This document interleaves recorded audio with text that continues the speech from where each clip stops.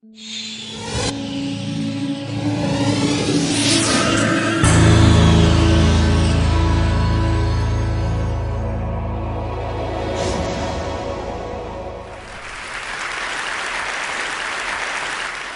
of my favorite parts about my job at the Gates Foundation is that I get to travel to the developing world, and I do that quite regularly. And when I meet the mothers in so many of these remote places, I'm really struck by the things that we have in common. They want what we want for our children, and that is for their children to grow up successful, to be healthy, and have a successful life. But I also see lots of poverty, and it's quite jarring, both in the scale and the scope of it. My first trip in India, I was in a person's home where they had dirt floors, no running water, no electricity, and that's really what I see all over the world. So in short, I'm startled by all the things that they don't have. But I am surprised by one thing that they do have: Coca-Cola. Coke is everywhere. In fact, when I travel in the developing world, Coke feels ubiquitous. And so when I come back from these trips and I'm thinking about development and I'm flying home and I'm thinking, well, we're trying to deliver condoms to people or vaccinations, you know, Coke's success kind of stops and makes you wonder, how is it that they can get Coke to these far-flung places? And if they can do that, why can't governments and NGOs do the same thing? And I'm not the first person to ask this question, but I think as a community, we still have a lot to learn. It's staggering if you think about Coca-Cola. They sell 1.5 billion servings every single day.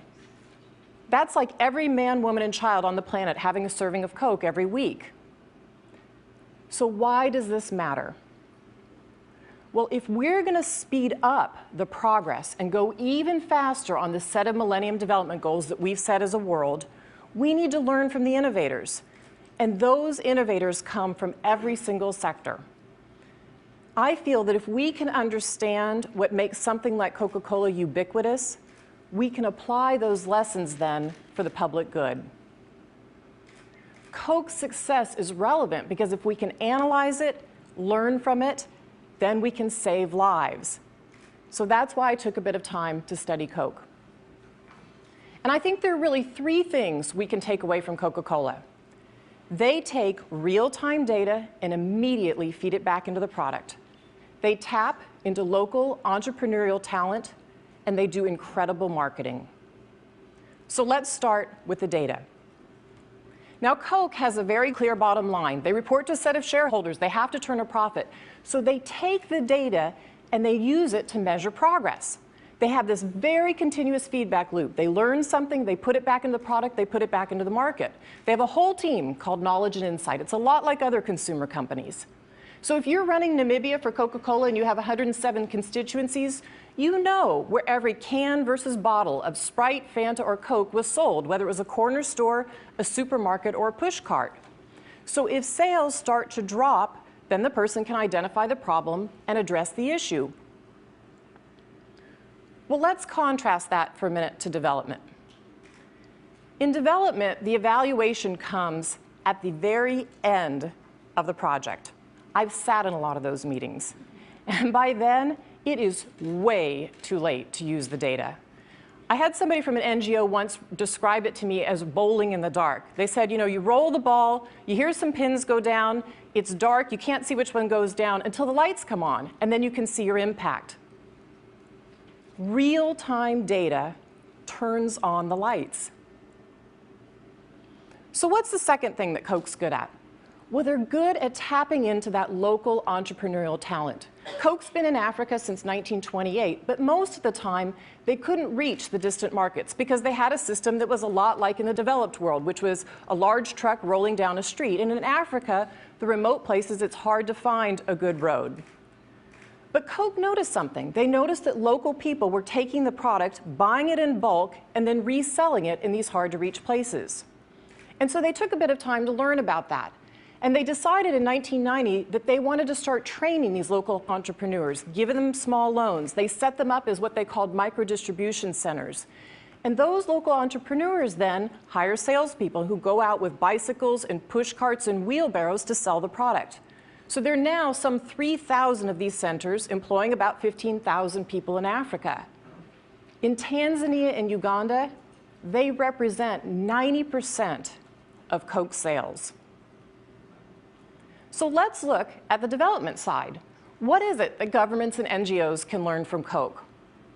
Well, governments and NGOs need to tap into that local entrepreneurial talent as well, because the locals know how to reach the very hard to serve places, their neighbors, and they know what motivates them to make change. I think a great example of this is Ethiopia's new health extension program. The government noticed in Ethiopia that many of the people were so far away from a health clinic, they were over a day's travel away to the health clinic. So if you're in an emergency situation or you're a mom about to deliver a baby, forget it to get to the healthcare center. They decided that wasn't good enough, so they went to India and studied the Indian state of Kerala that also had a system like this, and they adapted it for Ethiopia. And in 2003, the government of Ethiopia started this new system in their own country. They trained 35,000 health extension workers to deliver care directly to the people. So in just 5 years, their ratio went from 1 worker for every 30,000 people to 1 worker for every 2,500 people.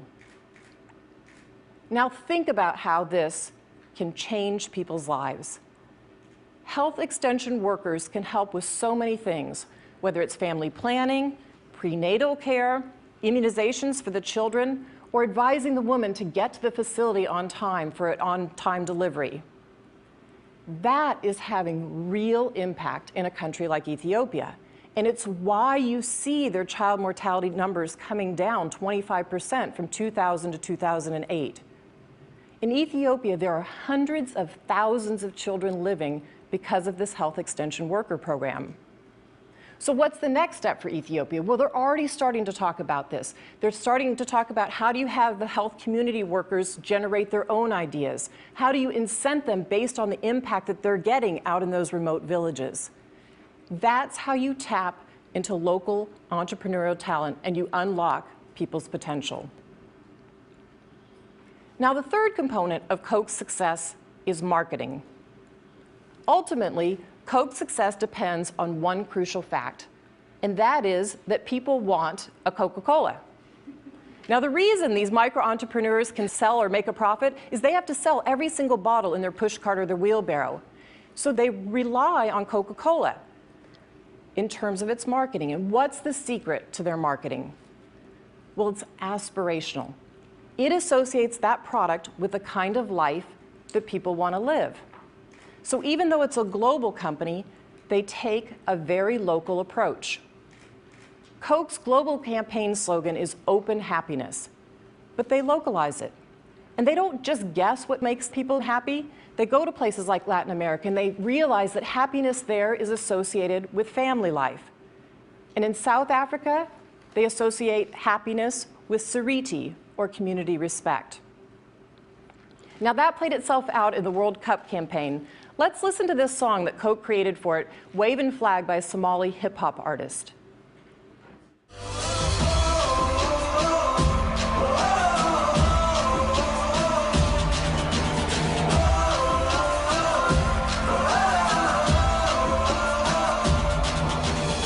Give you freedom, give you fire, give you reason, take you higher. See the champion, take the field down. Feel proud in the streets, our heads are lifting as we lose our inhibition. Celebration, it surrounds us, every nation, all around us. It feels pretty good, right? Well, they didn't stop there. They localized it into 18 different languages, and it went #1 on the pop chart in 17 countries. It reminds me of a song that I remember from my childhood. I'd like to teach the world to sing, that also went #1 on the pop charts. Both songs have something in common, that same appeal of celebration and unity. So how does health and development market? Well, it's based on avoidance, not aspirations. I'm sure you've heard some of these messages. Use a condom, don't get AIDS. Wash your hands, you might not get diarrhea. It doesn't sound anything like waving flag to me.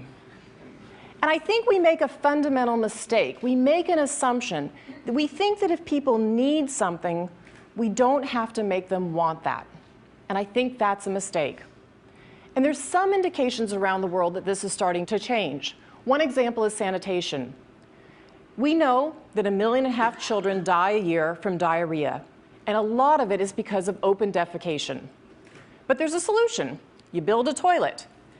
But what we're finding around the world over and over again is if you build a toilet and you leave it there, it doesn't get used. People reuse it for a slab for their home. They sometimes store grain in it. I've even seen it used for a chicken coop. But what does marketing really entail that would make a sanitation solution get a result in diarrhea? Well, you work with the community. You start to talk to them about why open defecation is something that shouldn't be done in the village, and they agree to that. But then you take the toilet and you position it as a modern, trendy convenience. One state in northern India has gone so far as to link toilets to courtship. And it works. Look at these headlines.